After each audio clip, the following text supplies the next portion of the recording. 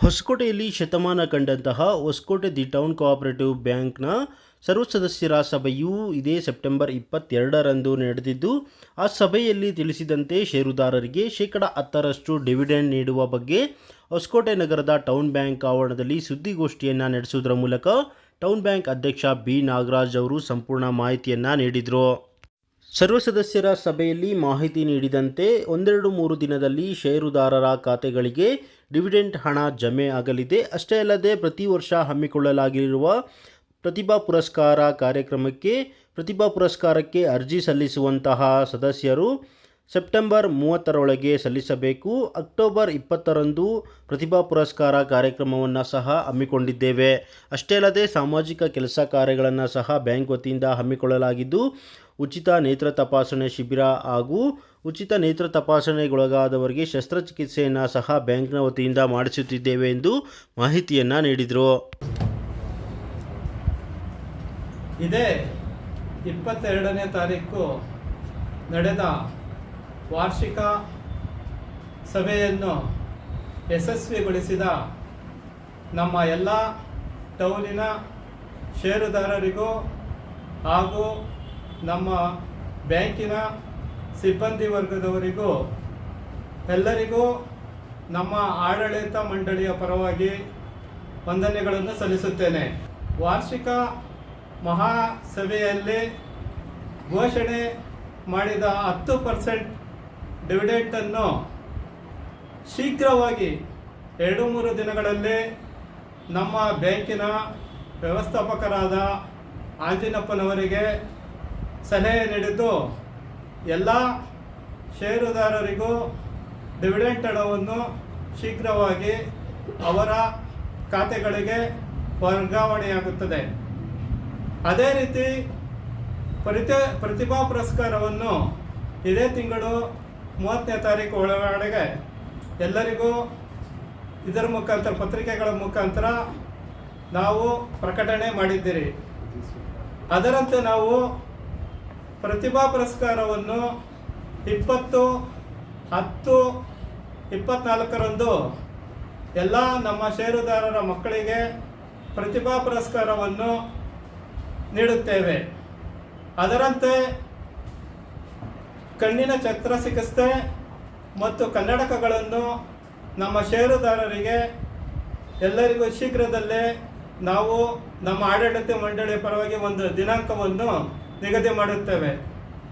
ಅದರಂತೆ ಈ ವಾರ್ಷಿಕ ಮಹಾಸಭೆಯಲ್ಲಿ ಹಲವಾರು ರೀತಿಯ ಒಂದು ಮಾಹಿತಿಗಳು ಬಂದಿದ್ದು, ಅದರಲ್ಲಿ ಹಲವಾರು ಷೇರುದಾರರು ನಮಗೆ ಸಲಹೆ ನೀಡಿದ್ದು, ಅದರಲ್ಲಿ ವಿಶೇಷವಾಗಿ ನಮ್ಮ ಷೇರುದಾರರು ಸಾಲ ಪಡೆದಿದ್ದು, ಆ ಸಾಲದಲ್ಲಿ ಸ್ವಲ್ಪ ಪ್ರಮಾಣದ ಒಂದು ಬಡ್ಡಿ ದರವನ್ನು ಕಡಿಮೆ ಮಾಡಬೇಕೆಂದು ಎಲ್ಲ ಸಲಹೆ ನೀಡಿದ್ದು, ಅದರಂತೆ ನಮ್ಮ ಆಡಳಿತ ಮಂಡಳಿ ಎಲ್ಲರೂ ಕೂತು ಚರ್ಚೆ ಮಾಡಿ ಒಂದು ನಿರ್ಧಾರವನ್ನು ನೀಡುತ್ತೇವೆ ಎಂದು ಹೇಳಿ ಎಲ್ಲ ಷೇರುದಾರರಿಗೂ ಮತ್ತು ನಮ್ಮ ಆಡಳಿತ ಸಿಬ್ಬಂದಿ ವರ್ಗದವರಿಗೂ ಮತ್ತು ಎಲ್ಲರ ಪರವಾಗಿ ನಾನು ಕೃತಜ್ಞತೆಯನ್ನು ಸಲ್ಲಿಸುತ್ತೇನೆ. ಮೊನ್ನೆ ತಾನೇ ನಾವು ಇದೇ ತಿಂಗಳು 22ನೇ ತಾರೀಕು ಭಾನುವಾರದಂದು ಮಾಡಿದಂತಹ ವಾರ್ಷಿಕ ಮಹಾಸಭೆ ವಿಚಾರವಾಗಿ ಕೆಲವೊಂದು ಮಾಹಿತಿಗಳು ತಮ್ಮಲ್ಲಿ ಹಂಚ್ಕೊಬೇಕಂತೇಳಿ ಇವತ್ತು ನಿಮಗೆ ಕರೆದಿದ್ದೇವೆ. ಅವತ್ತಿನ ದಿನ ನಾವು ಒಂದು ಡಿವಿಡೆಂಟನ್ನು ನಮ್ಮ ಅಧ್ಯಕ್ಷರು 10% ಅನೌನ್ಸ್ ಮಾಡಿದ್ರು ನಮ್ಮ ಷೇರುದಾರರಿಗೆ. ಆ ಡಿವಿಡೆಂಟ್ ಹಣವನ್ನು ಇನ್ನೇನು ಕೆಲವೇ ದಿನಗಳಲ್ಲಿ ಎಲ್ಲರ ಖಾತೆಗಳಿಗೆ ವರ್ಗಾವಣೆ ಮಾಡ್ತೀವಿ ಅಂತೇಳಿ ನಮ್ಮ ಷೇರುದಾರರಿಗೆ ಒಂದು ಮಾಹಿತಿ ಕೊಡೋ ವಿಚಾರಕ್ಕೋಸ್ಕರ, ಅದೇ ರೀತಿ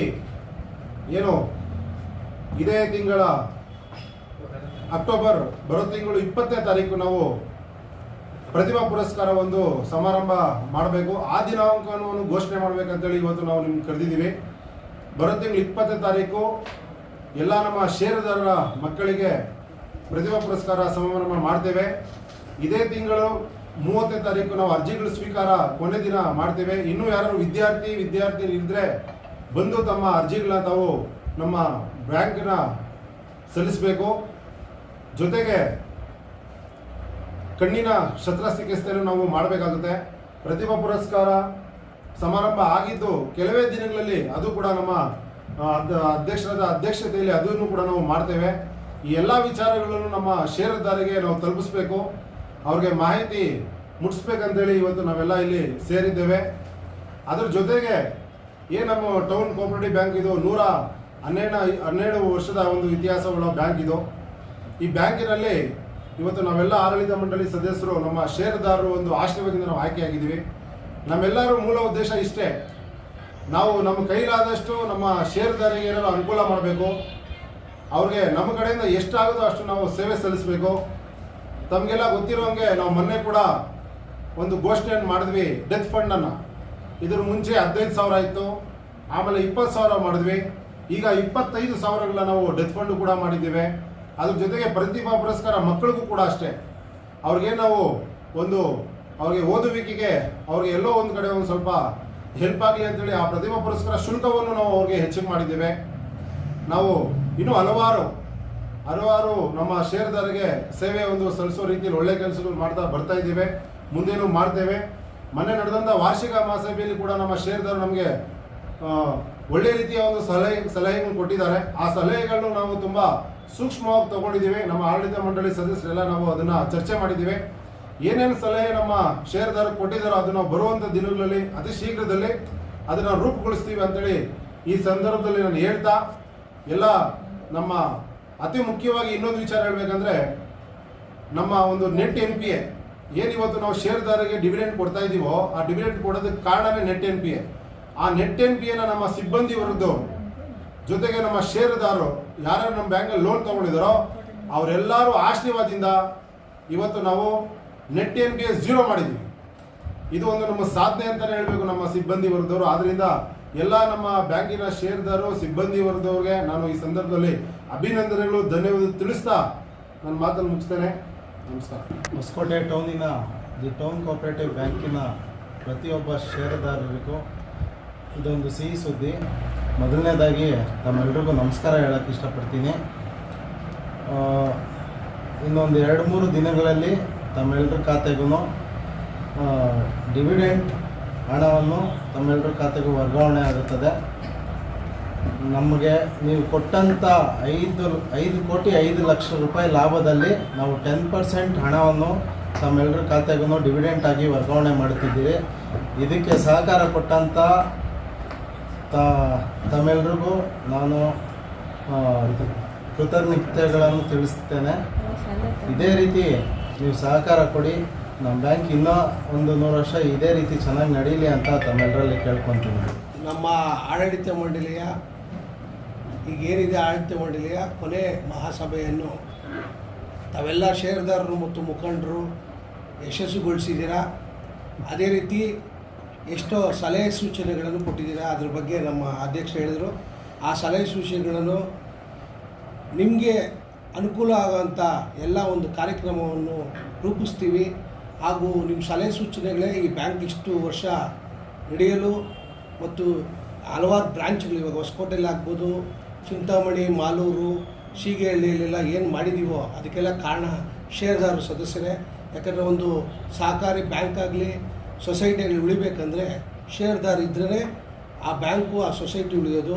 ಮತ್ತು ಅದರಲ್ಲಿ ಸಾಲ ತಗೊಳ್ಳೋದು, ಸಾಲ ಕಟ್ಟೋದು ಕಾಲಕ್ಕೂ ಮಾಡ್ತಾ ಇರೋದ್ರಿಂದ ಇವತ್ತು ನಮ್ಮ ಬ್ಯಾಂಕು ಸುಮಾರು 5 ಕೋಟಿಯಷ್ಟು ಲಾಭವನ್ನು ಗಳಿಸಿದೆ. ಆ ಲಾಭದಿಂದ ಷೇರುದಾರರಿಗೆ ಅನುಕೂಲವಾಗುವಂಥ ಎಲ್ಲ ಕಾರ್ಯಕ್ರಮವನ್ನು ನಮ್ಮ ಈಗಿನ ಒಂದು ಆಡಳಿತ ಮಂಡಳಿ ರೂಪಿಸಿದ್ವಿ. ಅದರಲ್ಲಿ ಮುಖ್ಯವಾಗಿ ಕಣ್ಣಿನ ಟೆಸ್ಟ್ ಆಗ್ಬೋದು, ಮತ್ತು ಪ್ರತಿಭಾ ಪುರಸ್ಕಾರ ಆಗ್ಬೋದು, ಮತ್ತು ಯಾರಿಗಾರ ಕಾಯಿಲೆ ಇದ್ದರೆ ಅಂದರೆ ಅವರು ಈ ಹಾರ್ಟ್ ಅಟ್ಯಾಕು ಆ ಥರ ಏನೇನು ಸಮಸ್ಯೆಗಳಲ್ಲಿ ಬಂದಾಗ ಅದು ಬಿಲ್ ಕೊಟ್ಟಾಗ ನಮ್ಮ ಕೈಲಾದ ನಮ್ಮ ಬ್ಯಾಂಕಿನ ಮುಖಾಂತರ ಎಷ್ಟು ಕೈಲಾದ ಸಹಾಯನೂ ಮಾಡ್ತಾಯಿದ್ದೀವಿ.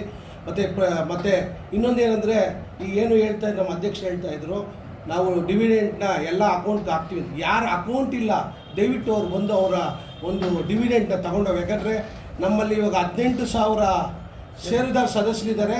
ಸುಮಾರು 5,000 6,000 ಅಕೌಂಟ್ ಅಷ್ಟೇ ಇರೋದು. ಇನ್ನು ಉಳಿದವ್ರಿಗೂ ನಾವು ಡಿವಿಡೆಂಟ್ ಕೊಡ್ತೀವಿ. ಅಕೌಂಟ್ ಇರೋರು ಮಾತ್ರ ಅಂತಲ್ಲ, ಎಲ್ಲರಿಗೂ ಡಿವಿಡೆಂಟ್ ಕೊಡ್ತೀವಿ. 10% ಅನೌನ್ಸ್ ಮಾಡಿದ್ದಾರೆ. ದಯವಿಟ್ಟು ಎಲ್ಲರೂ ತಗೊಂಡು ಹೋಗಬೇಕು ಅಂತ ಈ ಮೂಲಕ ಕೇಳ್ತಾ, ನಮ್ಮ ಕೊನೆಯ ಮಹಾಸಭೆಯನ್ನು ಯಶಸ್ವಿಗೊಳಿಸಿರ ಯಾರ್ಯಾರು ಯಶಸ್ವಿಗೊಳಿಸಿದ್ರೋ, ಯಾರ್ಯಾರು ಭಾಗವಹಿಸಿದ್ರೋ ಅವ್ರಿಗೆಲ್ಲ ಈ ಮೂಲಕ ಮತ್ತು ನಮ್ಮ ಅಧ್ಯಕ್ಷರು ಮತ್ತು ಉಪಾಧ್ಯಕ್ಷರು ಹಾಗೂ ಎಲ್ಲ ನಿರ್ದೇಶಕರ ಪರವಾಗಿ ಧನ್ಯವಾದ ಅರ್ಪಿಸ್ತಾ ಇದ್ದೀನಿ. ಜೈ ಹಿಂದ್, ಜೈ ಕರ್ನಾಟಕ. ನಿಮ್ಮ ಮಾಧ್ಯಮ ಮುಖಾಂತರ ನಮ್ಮ ಷೇರುದಾರರಿಗೆ ಒಂದು ಸಿಹಿ ಸುದ್ದಿಯನ್ನು ನಮ್ಮ ಆಡಳಿತ ಮಂಡಳಿ ವತಿಯಿಂದ ನಾವು ಕೊಡ್ತಾ ಇದ್ದೀರಿ. ನಾವು IT ರಿಟರ್ನ್ ಇಲ್ಲದೆ 10 ಲಕ್ಷ ರೂ ಕೊಡ್ತಾ ಇದ್ರಿ. ಈಗ ನಮ್ಮ ಆಡಳಿತ ಮಂಡಳಿ ಎಲ್ಲ ಸಲಹೆ ಸೂಚನೆ ಹಾಗೂ ಒಂದು ಸಭೆ ಸೇರಿ ತೀರ್ಮಾನ ಮಾಡಿ 15 ಲಕ್ಷವರೆಗೂ IT ರಿಟರ್ನ್ ಇಲ್ಲದ ಕೊಡೋಕ್ಕೆ ನಾವು ಒಂದು ಲೋನ್ ವ್ಯವಸ್ಥೆ ಮಾಡಿದ್ದೀರಿ. ಅದು ಈ ಅನುಕೂಲಗಳನ್ನು ನಮ್ಮ ಷೇರುದಾರರು ಉಪಯೋಗಿಸಬೇಕಾಗಿ ಕೇಳಿಕೊಳ್ಳುತ್ತೇವೆ ಮಾಧ್ಯಮ ಮುಖಾಂತರ. ಈಗ ಮೊನ್ನೆ ನಡೆದಂಥ ವಾರ್ಷಿಕೋತ್ಸವ ಇದರಲ್ಲಿ ಹಲವಾರು ಸದಸ್ಯರು ಸುಮಾರು ರೀತಿಯ ಸಲಹೆಗಳನ್ನು ನಮ್ಮ ಅಧ್ಯಕ್ಷರಿಗೆ ಹಾಗೂ ನಮ್ಮ ಆಡಳಿತ ಮಂಡಳಿಗೆ ತಿಳಿಸಿದ್ರು.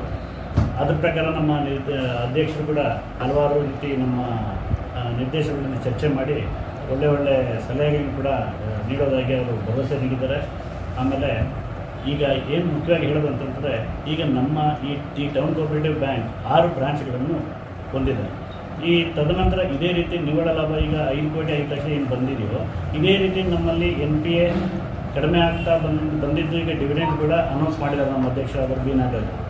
ಇದೇ ರೀತಿ ನಮಗೆ ಹೆಚ್ಚಿನ ರೀತಿಯಲ್ಲಿ ಇದು ನಿವ್ವಳ ಲಾಭ ಪಡ್ಕೊಂಡು ಹೋಗ್ತಾ ಇದ್ದರೆ, ನಾವು ಹಲವಾರು ಬ್ರಾಂಚ್ಗಳನ್ನು ಒಂದು ವಿಜಯಪುರ ಇರ್ಬೋದು, ಕೋಲಾರ ಇರ್ಬೋದು, ಇಲ್ಲ ಪಕ್ಕದಲ್ಲಾಗಿರ್ತಕ್ಕಂಥ ದೇವನಹಳ್ಳಿ ಇರ್ಬೋದು, ಇದೇ ರೀತಿ ಹಲವಾರು ಬ್ರಾಂಚ್ಗಳು ಓಪನ್ ಮಾಡೋ ಆಲೋಚನೆ ನಮ್ಮೆಲ್ಲ ನಿರ್ದೇಶಕರಾದ ಆಡಳಿತ ಮಂಡಳಿ ಹಾಗೂ ನಮ್ಮ ಅಧ್ಯಕ್ಷರ ಸಹಯೋಗದಲ್ಲಿ ಚರ್ಚೆ ಮಾಡಿ ಮತ್ತಷ್ಟು ಬ್ಯಾಂಕಿನ ಏಳಿಗೆಗೆ ಎಲ್ಲ ಶ್ರಮಿಸ್ತೀವಿ ಅಂತ 2 ಮಾತಾಡಿ ಅನಿಸ್ತೀವಿ.